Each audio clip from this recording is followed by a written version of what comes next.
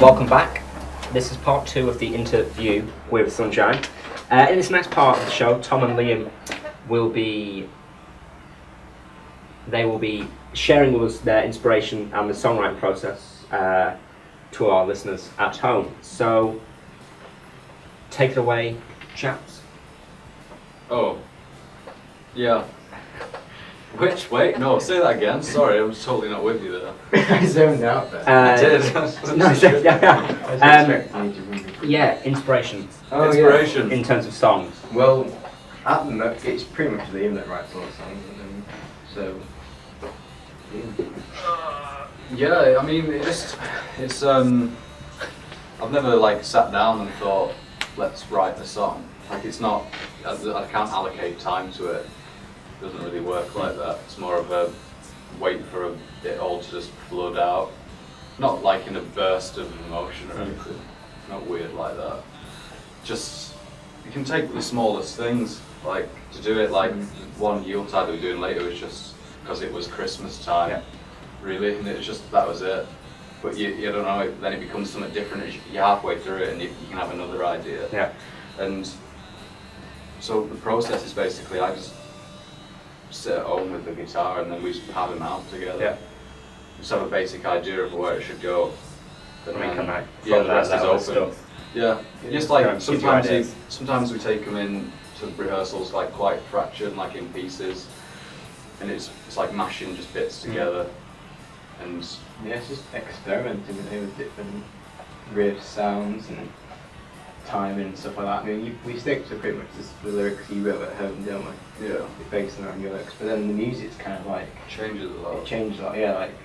Like Niall used to be with us, we'll have an idea and we'll jam with that and stuff, and if that doesn't work, we'll change it. But most of the songs change all the time. Even the first songs we wrote, Slide and Angel Woman, they've changed since. Yeah, they're different songs. But it's good to keep them changing, it's just subtle bits that we feel it's not right. Yeah. It's probably a bad way to do it, because it takes forever for songs to get written. If you just sit around waiting for it all day, So sometimes we don't write for ages, and that's probably when the other songs change the most. We've got nothing else to do, so we may as well just... Yeah, but then sometimes a song comes up pretty quick. I mean, our most recent one, Dreaming, we rehearsed that pretty quick. Yeah, we were doing about 5 minutes. About 5 minutes, we had the song basically finished. It's just a matter of being able to play it. Yeah. So in that case, if the kind of you don't really have a process, it's kind of just the inspiration come to you. Is there still a recurring theme within your songs, or is it just kind of a mashup from experiences and then that influence you? I think they're quite, they're not really personal, but they're not it's not pointing something out and then writing about it. It's not I'm on a bus and I see something happening and I'm I've got to do a song about that. Right. Yeah. I don't know, I think it's maybe, most of them, maybe it's still about coming of age and stuff like that, sort of that age. Yeah. So they're quite introspective and looking at ourselves at the moment. That might change, but... We'll probably look back in 10 years thinking what was all that about. Yeah. What's that song actually? Growing up. I think that's good about the songs though, because Yeah. you need to be relevant to your life now. You don't need pretending you're something. Out and look and think, oh, actually, I know, they are very relevant to now, and that's why they work now. They're relevant to us, I think that's why they work. It's not, I'm not trying to I mean, we can all relate to them. It's not just, Sly, I can relate to that too. I mean, I wasn't a big fan at school, and so I think that helps. When you all relate to the song, you can kind of put your own emotional input into it. Yeah. A lot of it's unspoken, the songs will change without us ever discussing it. It'll just happen. Yeah. Really. Even, it might happen live. Yeah. It happens with me, I'll do a different film when I shouldn't do, or Liam will do a different solo or something like that. Yeah. About the only thing to say is same other words. Yeah. So kind of aside from your personal influences and how they kind of help you shape the songs, obviously you kind of spoke to us briefly before we went live about inspiration and songs obviously which we're going to play shortly. Are there any of your favourite bands which have kind of as well helped you to shape the image that you have? We like a lot of similar music. We do, yeah. And like I said before, I mean, it goes back from the 60s psychedelia, 70s hard rock, and then to like modern R&B. Yeah. Really, Yeah, it's a mix. I've been trying not to listen to so much guitar music recently. Right. I don't feel like I'm done with it. It's just I've heard most. Not obviously that's a stupid thing to say. I've heard most of it, but hip hop just does it a bit more for me recently than that. But because we listened to Black Sabbath a lot together. Yeah. Something that we bonded over when we met. Yeah, we've bonded over like bands like Black Sabbath, Hendrix. Yeah, Hendrix is Hendrix is a huge influence. part, really. I mean, yeah. Probably an unconscious one. We don't. Yeah, we don't really talk about like how much we love Hendrix or other bands, but we kind of It's just sort of a given. yeah, we just know. You can sort of tell when you see Tom that he must be a Hendrix fan. I didn't really need to ask him when I met him. Yeah. It was just instinct, you knew. Yeah, This guy's a Hendrix fan. when Yeah. you meet a Hendrix fan. So in that case, if you kind of like steer away from listening to guitar music, is that because you think it might influence the way you as artists perform, or would you just rather go on with your own individual kind of slant on the genre? I think a lot of I haven't heard any new like guitar bands recently that are mixing it up that much. Yeah. Like it's a pretty old formula. Like people in a, like even I'm sort of embarrassed that I play guitar in a band, you know, because it's been done so much. So I was at the moment maybe it's just a phase, but I like it more visually and. I think cause we do listen to a lot of R&B when we're hanging out and stuff, and I think it kind of like puts it in our minds as like that's like more the way forward about how they write their songs, and then Yeah. you subconsciously put that into your own style and like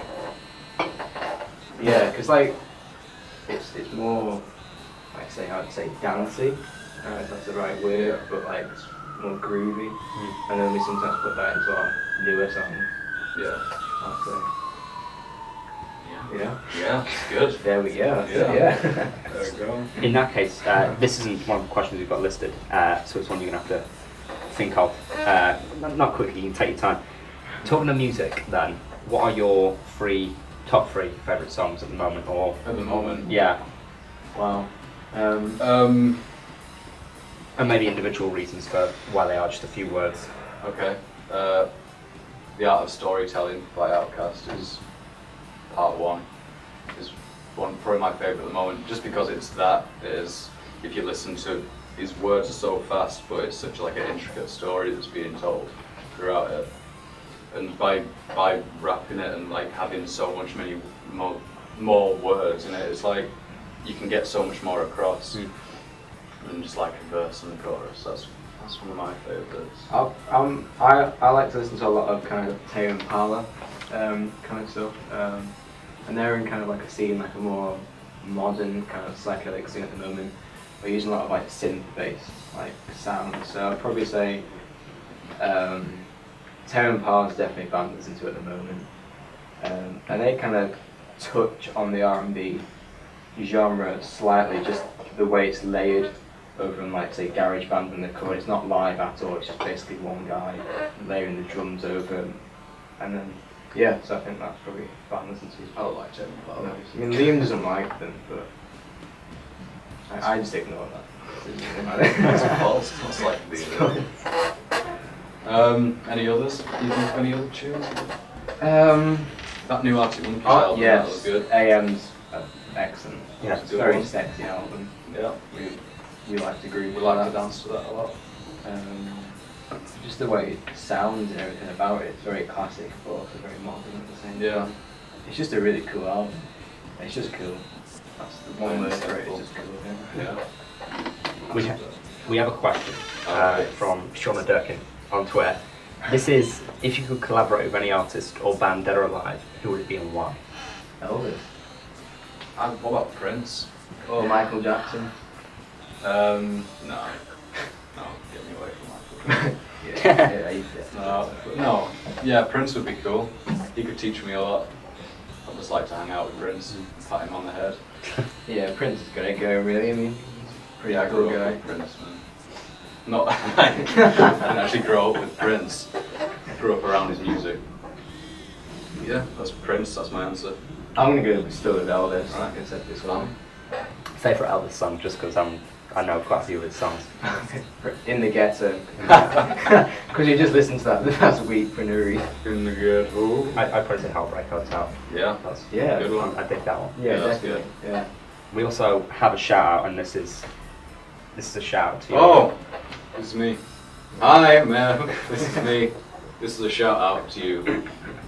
Noils, May Noils, below. Is that it? That could be it if you want to say anything else. You Yeah, can hi. do. That was good. That was smooth.